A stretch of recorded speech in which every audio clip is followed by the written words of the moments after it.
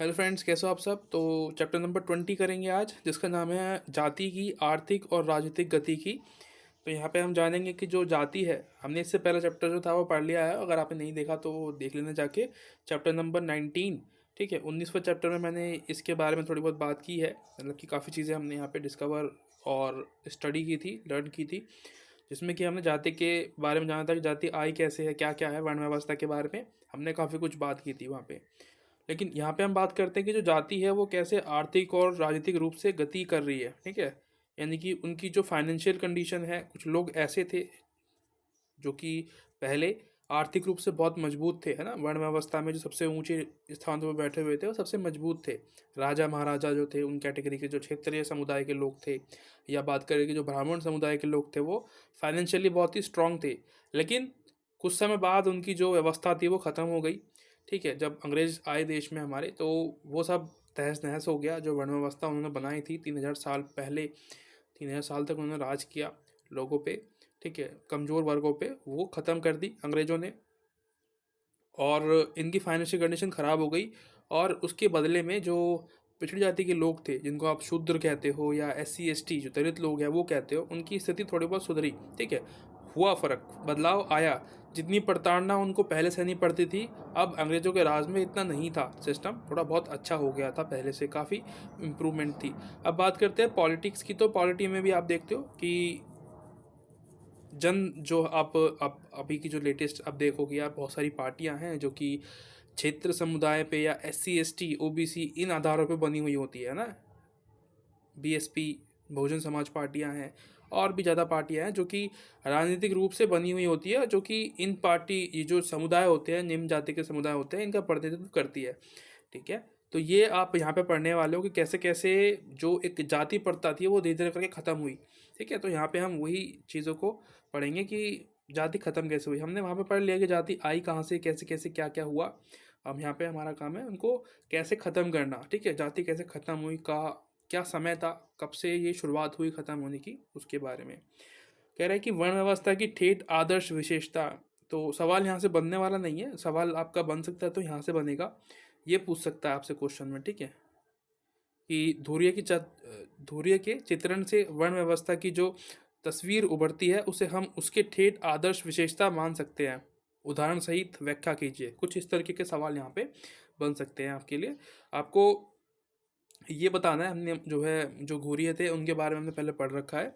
तो वो सेम जो चीज़ें हमने पहले पढ़ी थी वही आपको यहाँ पे पढ़नी है, कि समाज का सखंड विखंडन, ठीक है, विभाजन या विखंडन जो भी आप कहते हो, कि वही जो जाति व्यवस्था थी उसमें बंटवारा था चीज़ों को लेके, व्यवसाय को लेके, जो भी आप काम करोगे, जो भी आपका खान पान का तरीका होगा, उन सभी में बदलाव था, है ना। क्रम परंपरा थी इसके अंदर, ये भी हमने पढ़ लिया है। खान पान सामाजिक संसर्ग पर अंकुश, ठीक है। और विभिन्न वर्गों की नागरिक धार्मिक आवश्यकताएं, विशेष अधिकार, व्यवसाय चुनने की स्वतंत्रता ना होना, ये सारी चीज़ें हमने पहले पढ़ रखी हैं। अगर आपने नहीं देखा तो आप जाके देख सकते हैं। ये मैं इसलिए नहीं करा रहा इस वाले वीडियो में, क्योंकि हमने करा रखा है। और आप वो भी जाके देखो यार, वहाँ पे मेहनत करी है हमने, वो भी पढ़ा है, ऐसे ही नहीं हो गया, ठीक है। काम टाइम लगता है, पहले खुद पढ़ना पड़ता है, मुझे समझना होता है, उसके बाद आपको मैं बता पाता हूँ। क्योंकि काफ़ी टाइम हो गया मुझे पढ़े हुए ये वाला चैप्टर, ये बुक्स जो है, इसलिए मुझे थोड़ा जो है टाइम लगता है पढ़ने में, और फिर मैं आपको पढ़ाता हूँ। ऐसे थोड़ी था मैं भगवान हूँ, मुझे कुछ भी पता होगा कहीं से ही बता दूंगा, नहीं। पहले ये जो हाईलाइट देख रहे हो आप, ये मैंने पहले पढ़ा है, इसलिए मैंने जो हाईलाइट थी इंपॉर्टेंट चीज़ें मैंने की है, उसके बाद मैं आपको बता रहा हूँ। उसके बाद कह रहा है संस्कृतिकरण और भेद की अवधारणा। यहाँ पे आपको दो लोग मिलेंगे, एक का नाम है MN श्रीनिवास, ठीक है, और दूसरे का नाम है दीपांकर गुप्ता। तो ये दो लोग, आपको इनके बारे में अभी पढ़ाऊंगा, मैं बताऊंगा कि इनके विचार हमें जानने हैं किसके ऊपर, संस्कृति के ऊपर, ये जो वर्ण व्यवस्था थी इसके ऊपर इनके विचार क्या है, इसको हमने यहाँ पे पढ़ना है इन दोनों को, ठीक है। MN श्रीनिवास और दीपांकर गुप्ता। सबसे पहले आपको संस्कृतिकरण के बारे में बताएगा कि ये होती क्या है, संस्कृतिकरण का मतलब क्या होता है। देखो, संस्कृतिकरण बेसिकली जब हम बात करते हैं वेस्टर्न कंट्रीज़ की, तो हम अभी के अगर अकॉर्डिंग देखें तो हमारा जो संस्कृतिकरण है वो उनके आधार पे हो गया है। यानी कि जो कल्चराइजेशन है हमने वेस्टर्न कंट्रीज से अडॉप्ट किया हुआ है। यानी कि जीन्स पहनना, है ना, T-शर्ट डालना, वो सब जो चीज़ें यूज़ करते हैं, हम कोट टाई लगाते हैं, वो उनकी देन है, उन लोगों ने वो शुरू किया है, उनको देखा देख हम लोगों ने भी उसको अडॉप्ट कर लिया, ठीक है। अगर वो ना भी आते अंग्रेज लोग हमारे देश में, तब भी हम लोग वो अडॉप्ट करते ही करते, ठीक है, क्योंकि ये एक बीमारी की तरह होता है, वायरल होता है, वो फैल जाता है। क्योंकि हमारे यहाँ पे ये कपड़े नहीं पहने जाते थे पहले, है ना, धोती कुर्ता वगैरह पहनते थे हमारे यहाँ के लोग, खुले कपड़ों में रहते थे। और हमारे यहाँ की जो महिलाएं हैं, हम अब बात कर ली पुरुष की, अब बात करते हैं महिलाओं की, तो वो महिलाएं भी ऐसी है कि पहले तो वो अच्छे अच्छे कपड़े पहनते थे, पूरे मतलब ढके हुए, साड़ियाँ पहनना, घाघरा वगैरह पहनना और सूट सलवार पहनना। लेकिन अब की जो लड़कियां हैं, महिलाएं हैं, वो ये सब नहीं पहनती हैं, वो भी टॉप पहनती है, जीन्स पहनती है ना, शॉर्ट्स पहनती है। तो वो सब उन्हीं की देन है, इसी को हम संस्कृतिकरण कहते हैं, राइट। यानी कि इसी को देख के इंस्पायर होते हैं जब हम, उसको हम संस्कृतिकरण कहते हैं। ये इसी को श्रीनिवास ने एक्सप्लेन किया है कि ये होता क्या है, ठीक है। अभी हम इनके बारे में पढ़ते हैं कि ये क्या कह रहे हैं श्रीनिवास के अनुसार संस्कृतिकरण वह प्रक्रिया है जिसके द्वारा निम्न हिंदू जाति या जनजाति या अन्य समूह अपनी रीति रिवाजों, अनुष्ठानों, विचारों, जीवन शैली को ऊंची द्विज जाति की दिशा में बदलती है। तो सेम उसी तरह जैसे कि हम लोग, वो जो हमारे से ऊपर लोग हैं, वेस्टर्न कंट्रीज़, अमेरिकन, जर्मन, ये लोग हमसे ऊपर है, ठीक है, विकसित देश है, तो हम इनको फॉलो करते हैं, हमें इनकी जो हर एक तरीका है, इनका जो ट्रेंड्स है, उनको हम फॉलो करते हैं। वैसे ही जो निम्न जाति के लोग हैं, वो जब उच्च जाति के लोगों को फॉलो करते हैं, उनकी तरह व्यवहार करते हैं, उनकी तरह कपड़े पहनते हैं, उनकी तरह चलते हैं, उनकी तरह खाना पीना खाते हैं, रहन सहन उनकी तरह करते हैं, तब वो उनको फॉलो करते हैं ना, तो वो उसको हम संस्कृतिकरण कह रहे हैं यहाँ पे, राइट। यानी कि कोई निम्न जाति कोई भी ले लो आप, ठीक है, एग्जाम्पल के लिए कुछ भी ले लो, मैं आप पे बताने वाला नहीं हूँ आपको, ऐसे अच्छा नहीं लगता। तो कोई भी निम्न जाति के जो व्यक्ति है, उसको वो व्यक्ति किसी बड़ी जाति के, जैसे ब्राह्मण समुदाय है या क्षेत्र या उनको फॉलो करता है, उनकी तरह चीज़ें करता है, तो इसका मतलब उसको हम संस्कृतिकरण कहेंगे कि ये इसकी तरह बनने की कोशिश कर रहा है, ठीक है। जैसे कि हम कहते नहीं है कि ये कौन सा, कोई भी मतलब कोई भी व्यक्ति कुछ काम करता है, एक्टिंग करता है, तो हम कहते हैं कि ये तो फलाना हीरो बनने की कोशिश कर रहा है ना। तो इसी तरीके से हम इसी को भी हम संस्कृतिकरण कहते हैं, यानी कि एक आइडल मान लिया हमने किसी एक जाति को, तो हम उसी की तरह बनने की कोशिश कर रहे हैं, उसी की तरह चीज़ों को काम इसी कर रहे हैं, कोई भी काम करना है, ठीक है, कोई भी कपड़े पहनने हैं, खाना खाना है, तो उन्हीं की तरह हम सब कुछ करते हैं। जैसे वेस्टर्न कंट्री जो है, उनकी तरह हम आज सोते हैं बेडों पे, पहले हम ऐसे नहीं करते थे। और जो खाना हम खाते चम्मच से, हम पहले चम्मच से खाना नहीं खाते थे, ठीक है, हाथों से ही यूज़ करते थे, क्योंकि हाथ तो दिए है ना भगवान ने, जो टेस्ट आता है ना हाथ से खाने में, वो अलग ही आता है। चावल वगैरह जो खाते हैं, क्या चम्मच लगाते हो, ठीक है। उसके बाद संस्कृतिकरण की ये काफ़ी व्यापक परिभाषा देखने को मिलती है, क्योंकि मैंने आपको बताया अभी एक दो चीज़, क्योंकि एक एग्जाम्पल बताऊं तो है को तो मतलब हो, इसके अंदर बहुत सारे एग्जाम्पल्स आपको मिलेंगे, इसकी परिभाषा बहुत ज़्यादा बड़ी है। तो आपको भी इतना समझना है कि संस्कृतिकरण का मतलब होता है किसी और की संस्कृति को अडॉप्ट करना, ठीक है। अपनी से जो ऊंची संस्कृति है उसको हम अडॉप्ट करते हैं, किसी और संस्कृति से कुछ सीखते हैं, उसी को हम संस्कृतिकरण कहते हैं, ठीक है। ये श्रीनिवास के अनुसार हम जान रहे हैं, लेकिन वर्ल्ड वाइड अगर हम देखें, पूरा सभी के विचार जितने भी विद्वान हैं लगभग यही सोचते हैं संस्कृतिकरण के बारे में, ठीक है। उसके बाद हम बात करते हैं भेद की। अब ये दीपांकर गुप्ता है, ये भेद के बारे में बता रहे हैं। मैंने आपको बताया था हम दो विद्वानों के बारे में बात करने वाले, एक है श्रीनिवास और दूसरे हैं दीपांकर गुप्ता। अब दीपांकर गुप्ता भेद के बारे में बताते हैं, कहते हैं कि भेद, ठीक है, दीपांकर गुप्ता ने भेद की संकल्पना देकर वर्ण व्यवस्था की उससे एकदम अलग तस्वीर प्रस्तुत की है, जो हमें द्युमौत की होमो हायरार्की समेत कई ग्रंथों में देखने को मिलती है। तो जो आपने पहले चैप्टर अगर नहीं पढ़ा है, तो मैं अभी इसलिए कह रहा हूँ आपको, देख के आओ उस चैप्टर को। तो एक व्यक्ति है द्युमौत, ठीक है, हेमो द्युमौत करके एक व्यक्ति है। तो जो दीपांकर गुप्ता है, इनकी जो सोच है इस विद्वान की, ये भी एक विद्वान है, ठीक है, ये भी एक समाजशास्त्री हम इनको कह सकते हो। तो इन्होंने अपनी एक बुक लिखी थी या ग्रंथ लिखा है, उसमें कुछ चीज़ें बता रखी हैं, हमने जो पहले पढ़ रखा है उसके बारे में, तो उससे एकदम अलग अपने विचार रखे हैं, उसी को हम भेद कह रहे हैं यहाँ पे, ठीक है। क्या कह रहे हैं कि गुप्ता दावा करते हैं कि अनुभविक और तर्क की दृष्टि से ये कहना गलत होगा कि पवित्रता और अपवित्रता के सिद्धांत पर आधारित सिर्फ एक सर्व समावेशी कर्म परंपरा ही वर्ण व्यवस्था को परिभाषित करने वाली विशेषता है। उनके अनुसार कर्म परंपरा की कोई भी आवश्यक अवधारणा यादृच्छिक और कुछ खास जातियों के परिप्रेक्ष्य में मानी जाती या मान्य होती है। ये कहना भ्रामक है कि युद्ध सॉरी शुद्ध कर्म परंपरा या तो वह है जिसमें सभी लोग विश्वास करते हैं, या वह है जो वर्ण व्यवस्था में हिस्सा लेने वाले लोगों की स्थिति को वैधता का जामा पहनाती है। तो ये बेसिकली ये कह रहे हैं कि देखो, कुछ कुछ जगह पे ऐसा होता है कि हर जगह पे जो वर्ण व्यवस्था है वो सही तरीके से या एक तरीके से काम नहीं करती। हर जगह जो वर्ण व्यवस्था है, ये जो अब वर्ण व्यवस्था के अंदर हम बात करते हैं शूद्र की, या फिर हम बात करते हैं पवित्र, एक एक जाति तो पवित्र है यानी कि ब्राह्मण, एक जाति अपवित्र है यानी कि शूद्र। तो उसको ये बता रहे हैं कि हर जगह एक जैसा नहीं होता है। इसके लिए ये एग्जाम्पल दे रहे हैं एक यहाँ पे, ठीक है। एग्जाम्पल के तौर पे कोई समुदाय होगा, ठीक है। समुदाय में कह रहे हैं कि वो समुदाय जब भी अपना कोई काम शुरू करता है ना, नया कोई भी काम करेगा, कोई शादी वगैरह जो होती है, तो वो सबसे पहला वो जो काम करते हैं वो क्या करते हैं, सूअर की बलि देते हैं, ठीक है। सूअर तो आपको पता होगा, पिग। तो उनकी बलि देते हैं, उसके बाद काम शुरू करते हैं। क्या ये कह रहे हैं कि वहाँ पे ना ब्राह्मण व्यक्ति उनके हाथों से पानी पी लेते हैं। तो ये एग्जाम्पल देने की कोशिश कर रहे हैं, कह रहे हैं कि कभी भी हमें सभी के लिए एक जैसी धारणा नहीं बनानी चाहिए। इसको दीपांकर गुप्ता यहाँ पे सिद्ध करने की कोशिश करते हैं, ठीक है। तो ये आप इतना समझना है इनके बारे में कि ये क्या कह रहे हैं, ठीक है। श्रीनिवास का आपको ये समझ में आ गया कि संस्कृतिकरण के बारे में एक्सप्लेन कर रहे हैं कि कैसे बड़ी जाति की जो संस्कृति है वो छोटी जाति के लोग उसको अडॉप्ट करते हैं, अपनाते हैं। और ये भेद का सिद्धांत देते हैं कि कैसे हमारा जो वर्ण व्यवस्था है वो अलग अलग जगह पे अलग अलग देखने को मिलती है, हर जगह एक जैसी नहीं होती है। हम किसी एक जगह की वर्ण व्यवस्था को देख के हर स्थान की, हर क्षेत्र की, हर राज्य की वर्ण व्यवस्था को एक्सप्लेन नहीं कर सकते। तो ऐसा दीपांकर गुप्ता का मानना है। उसके बाद वर्ण व्यवस्था में परिवर्तन और गतिशीलता, आर्थिक और राजनीतिक कारक कह रहा है। इसमें आपको दो चीज़ें देखने को मिलेंगी। कह रहा है कि इस अध्ययन की मुख्य खोजों की व्यवस्था व्यवस्थित और स्पष्ट तरीके से रखने के लिए हमने जाति गतिकी के इतिहास को दो भागों में बांटा है। पहला पूर्व आधुनिक काल और दूसरा है आधुनिक काल।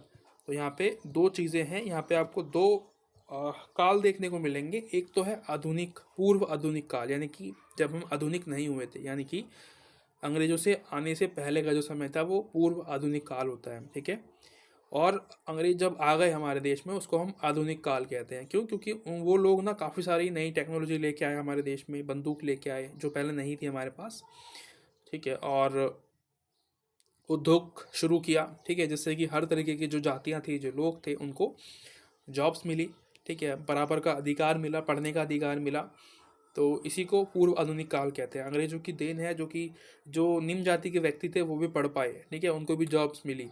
और जो उच्च जाति के लोग थे ना, वो वर्ण व्यवस्था ख़त्म तो कर दी उन लोगों ने, साथ साथ में जो पहले ये कहते थे कि हम बस पूजा पाठ करने के लिए बने हैं और हम पढ़ाई करने के लिए बने हैं, वो बाद में चप्पल बनाने वाली कंपनी में काम करते थे, ठीक है। तो ये हालात अंग्रेज़ों के आने के बाद हुई। कुछ काम अच्छे होते हैं, कुछ काम बुरे होते हैं, ठीक है। अंग्रेज़ों ने कुछ काम तो लॉस किए हमारे लिए, गलत किए, लेकिन कुछ काम अच्छे भी किए वर्ण व्यवस्था को लेके। तो हम पढ़ते हैं कि पूर्ण आधुनिक काल जो था वो कैसा था। उसमें कह रहे हैं कि भारत में ब्रिटिश शासन की स्थापना होने से पहले के काल को हम क्या कहते हैं, पूर्ण आधुनिक काल कहते हैं, ठीक है। और इसमें क्या कह रहे हैं कि जिनके चलते वर्ण व्यवस्था में भारी गतिशीलता आई। तो क्या आई? पहली कह रही कि राजनीतिक प्रणाली में अनिश्चितता आई। और यानी कि जो पहले जो कुछ कास्ट के लोग ये कहते थे कि हम ही सब सर्वोपरि हैं, हम ही भगवान हैं, अब वो जो राजनीति थी ना उनकी वो ख़त्म हो गई, ठीक है। उनमें अनिश्चितता आ गई, वो फिर वो रहे ही नहीं वह पहले जैसे।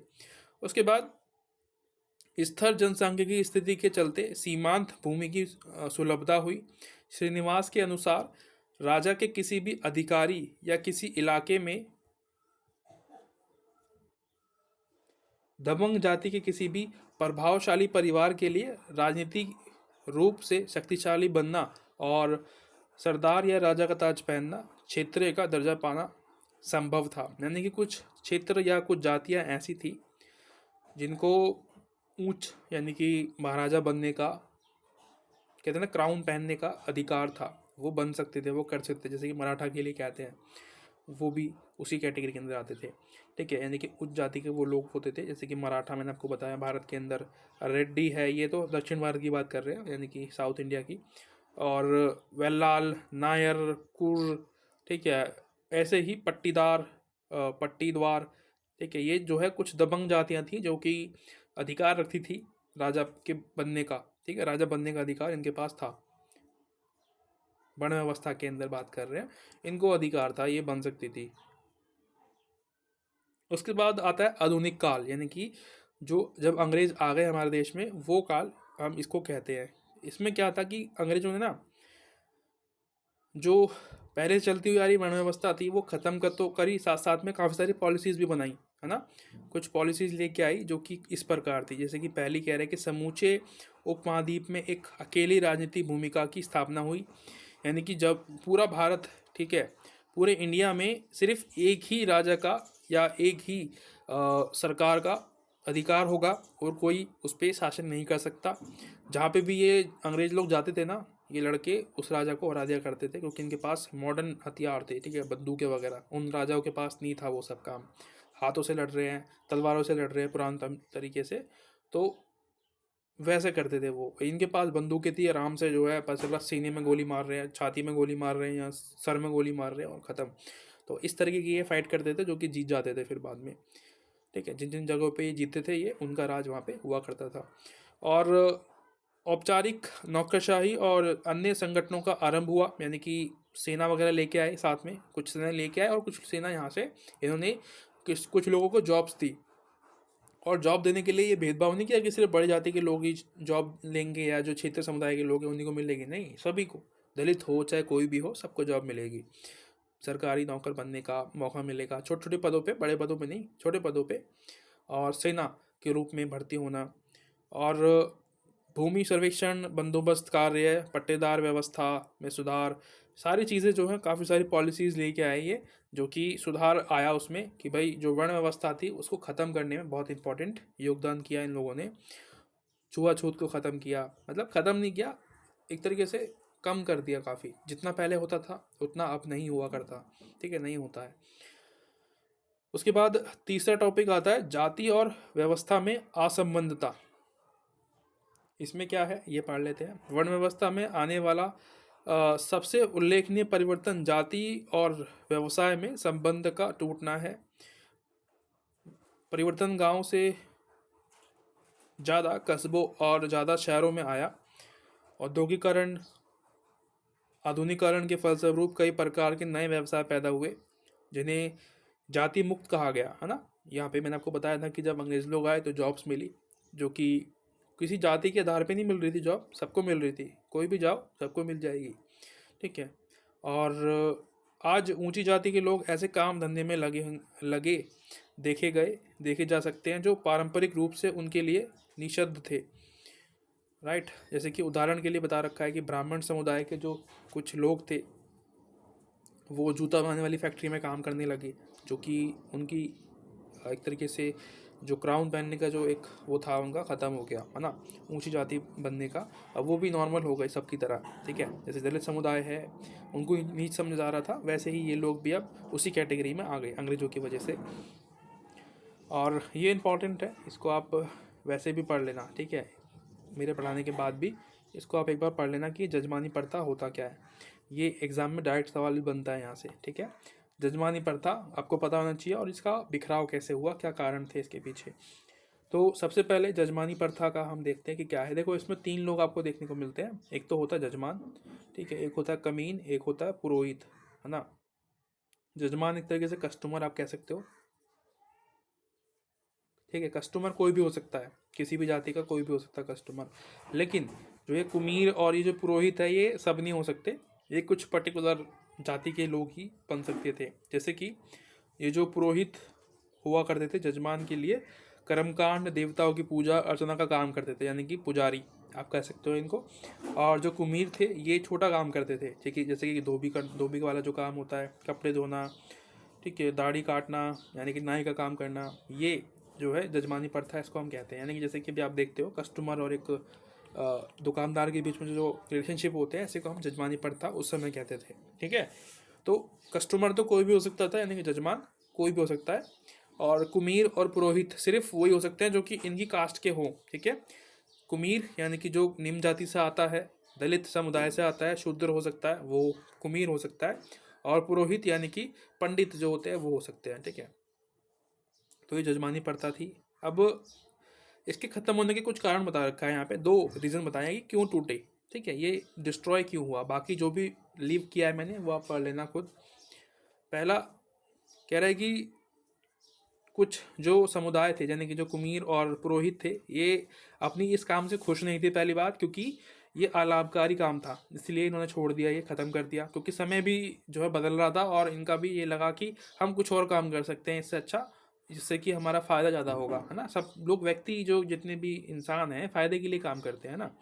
तो ये जो अलाभकारी था, इसलिए ये ख़त्म कर दिया उन लोगों ने, काम अपना वो काम करना उन्होंने बंद कर दिया, अलाभकारी था इसलिए। और दूसरा कारण क्या है कि श्रम का विभाजन अब जाति के आधार पर नहीं होता था, ठीक है। तो दूसरा सबसे बड़ा कारण यही कि जो भी अब काम करेगा वो किसी पर्टिकुलर जाति से नहीं करेगा, अब कोई भी जाति कोई भी काम कर सकता है ना। जैसे कि आप एग्जाम्पल लेते हो सबसे बड़ा भीमराव अम्बेडकर का, डॉक्टर साहब भीमराव अम्बेडकर, ठीक है। तो वो उन्होंने कैसे किया, क्योंकि उस समय जब तक वो थे, जब उनका जन्म हुआ तो बहुत ज़्यादा थी, पर अंग्रेज़ लोग तब भी थे, है ना। इसी वजह से वो पढ़ भी पाए, ठीक है। इसीलिए उनका जो एक ख़ानदानी काम था, ठीक है, वो उसको उन्होंने छोड़ा, ठीक है, और पढ़ाई पे ही ध्यान दिया सिर्फ, और जिसकी वजह से वो उन्होंने फिर बाद में जाके बहुत सारी कोलंबिया यूनिवर्सिटी, इतनी सारी डिग्रियां ली, और फिर भारत का संविधान रचा, ठीक है। तो एग्जाम्पल बहुत बड़ा है इनके। एक जाति के रूप में अगर हम देखते हैं तो सबसे पहले इन्हीं का नाम आता है। इतना डिस्टॉर्शन झेलने के बाद भी इन्होंने सब कुछ किया जो एक आम आज हम लोग नहीं कर पाते हैं, है ना। इतनी सुविधाएं होने के बाद भी हम नहीं कर पाते हैं। पवित्रता और दूषण के नियम का कमज़ोर पड़ना, यानी कि जो पहले कहते थे कि आप पवित्र नहीं हो, पवित्र हो या गंदे हो, वो जो एक नियम बना रखे थे वर्ण व्यवस्था में, वो ख़त्म कर दिए गए, क्योंकि अंग्रेज़ लोग आ गए और पहले जो काम जाति के आधार पे थे वो अब नहीं बचे, है ना। चमार जो सॉरी जो ब्राह्मण समुदाय के लोग थे वो भी छोटी जाति का काम करने लगे, और जो छोटी जाति के लोग थे, ठीक है, जाटव वाल्मीकि, वो भी बड़ी जाति का जो काम था, जो पढ़ाई करना, वो सब काम वो भी करने लगे, क्योंकि वो जाति के आधार पे अब सिस्टम नहीं रहा, ठीक है, जो पहले था। पारंपरिक अंतर्जातीय सत्ताधिकार संबंधों में बिखराव वर्ण व्यवस्था को बनाए रखने में सबसे महत्वपूर्ण कारक एक जाति का दूसरी जाति पर आधिपत्य, वर्चस्व बना रहना था, लेकिन बाद में वो ख़त्म होता चला गया धीरे धीरे करके, इसलिए वो जो एक जो सिस्टम चलता हुआ आ रहा था वो धीरे धीरे करके ख़त्म हो गया। उसके बाद आप ये भी देखते हो कि जाति जो थी उसके अंदर संगठन का उदय होने लगा धीरे धीरे करके, जैसे कि हम बोलते हैं कायस्थ जाति समाज, जो एक समुदाय होते हैं, ये कमेटी बना के रखते हैं लोग, वैसे ही जैसे कि वाल्मीकि समुदाय, है ना, जाटव समुदाय, है ना, बीएसपी, एनएसपी, ये सारे जो दल हैं ये आप देखते हो, जो कि किसी पर्टिकुलर कास्ट को सेव करने के लिए, उनकी जो अधिकार है उसको बचाए रखने के लिए ये बनाते हैं, आपस में जुड़ते हैं।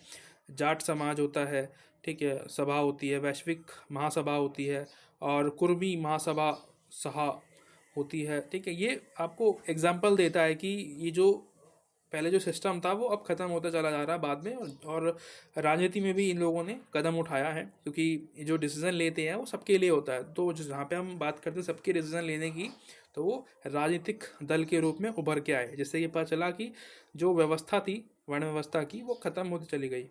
और अब देखते हो लोकतंत्र का जो, लोकतंत्र में बीएसपी, ठीक है, बहुजन समाज पार्टी, ये इसका आना, इसके अलावा और भी पार्टियां थी, जो कि दिखाता है कि ये राजनीतिक रूप से भी सक्रिय हो गए, ठीक है।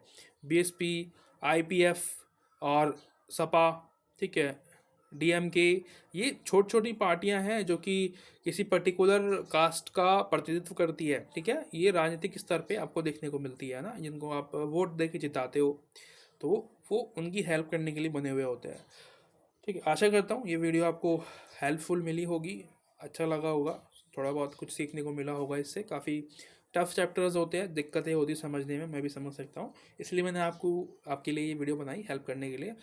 तो मिलते हैं अगली वीडियो में। अगर आपको थोड़ा बहुत भी कुछ भी सीखने को मिला हो तो आप मुझे सपोर्ट कर सकते हैं। Thank you so much, bye bye.